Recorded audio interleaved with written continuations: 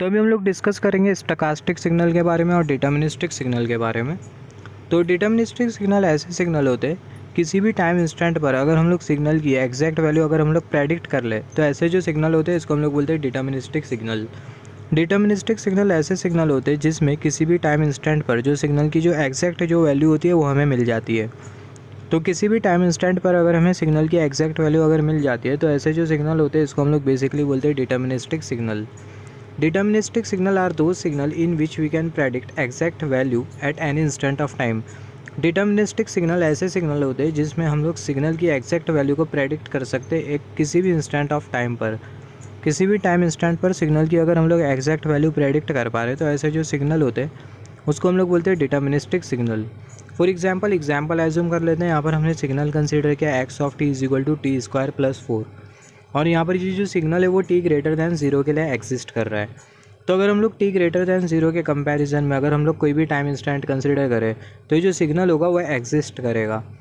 For example अगर हम लोग t4 टाइम इंस्टेंट कंसिडर कर ले तो x of t is equal to 4, यहाँ पर t की जगह पुट कर देंगे 4, हमें मिल जाएगा 16 प्लस 4 इज इक्वल टू 20। तो t4 टाइम इंस्टेंट पर जो सिग्नल की हमें जो एक्जैक्ट जो वैल्यू मिल रही है वो मिल रही है 20।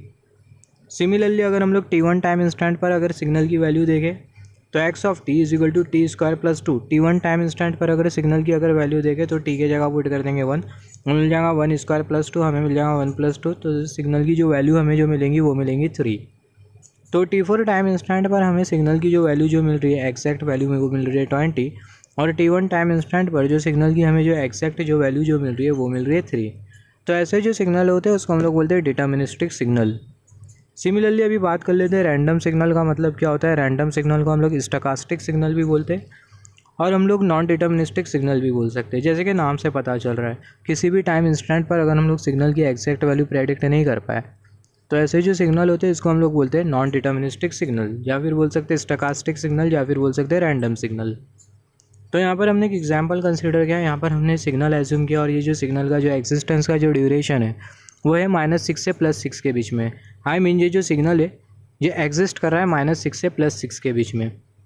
तो यहाँ पर ये जो सिग्नल का जो रेंज है वो -6 से +6 के बीच में। यहाँ पर अगर हम लोग -6 से +6 के बीच में अगर हम लोग कोई भी टाइम इंस्टेंट कंसिडर कर ले और वो टाइम इंस्टेंट की अगर हम और वो टाइम इंस्टेंट के लिए अगर हम लोग सिग्नल की वैल्यू अगर हम लोग प्रेडिक्ट नहीं कर पा रहे तो ऐसा जो सिग्नल होता है इसको हम लोग बोलेंगे random signal. If we can not predict the value of signal, अगर हम लोग सिग्नल की वैल्यू को प्रेडिक्ट नहीं कर पा रहे, if we can not predict the value of signal at a particular time instant in between -6 to +6 then signal is called as random signal.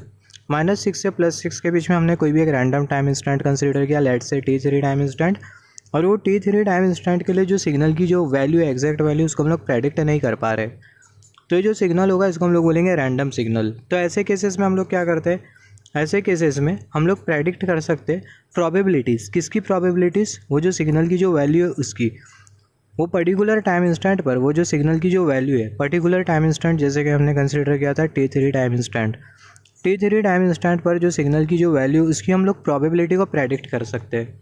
In such cases we can predict the probabilities of that random signal. We can define existence probability of the signal at a particular instant, जैसे कि हमने discuss किया उस particular instant पर वो जो signal है उसकी जो वैल्यू उसकी हम लोग प्रोबेबिलिटी के बारे में बता सकते हैं। तो यहाँ पर अभी अगर हम लोग देखें जैसे कि हमने डिस्कस किया रैंडम सिग्नल का मतलब क्या होता है, स्टोकास्टिक सिग्नल का मतलब क्या होता है, नॉन डिटर्मिनिस्टिक सिग्नल का मतलब क्या होता है। रैंडम सिग्नल, स्टोकास्टिक सिग्नल और नॉन डिटर्मिनिस्टिक सिग्नल, ये तीनों जो सिग्नल होते हैं वो एक ही होते हैं।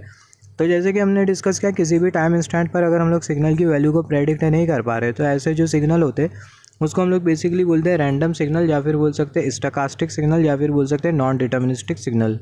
ऐसे केसेस में जो सिग्नल की जो एग्जिस्टेंस की जो प्रोबेबिलिटी होगी वो पर्टिकुलर टाइम इंस्टेंट पर उसको हम लोग डिफाइन कर सकते हैं, या फिर हम लोग बोल सकते हैं जो सिग्नल की जो वैल्यू इसकी जो प्रोबेबिलिटी होगी एक पर्टिकुलर टाइम इंस्टेंट पर उसके बारे में हम लोग बता सकते हैं। सिमिलरली अगर हम लोग देखें जैसे कि हमने डिस्कस किया डिटर्मिनिस्टिक सिग्नल का मतलब क्या होता है। डिटर्मिनिस्टिक सिग्नल ऐसे सिग्नल होते हैं जिसमें किसी भी टाइम इंस्टेंट पर जो सिग्नल की जो एग्जैक्ट वैल्यू होती है उसको हम लोग प्रेडिक्ट कर सकते हैं।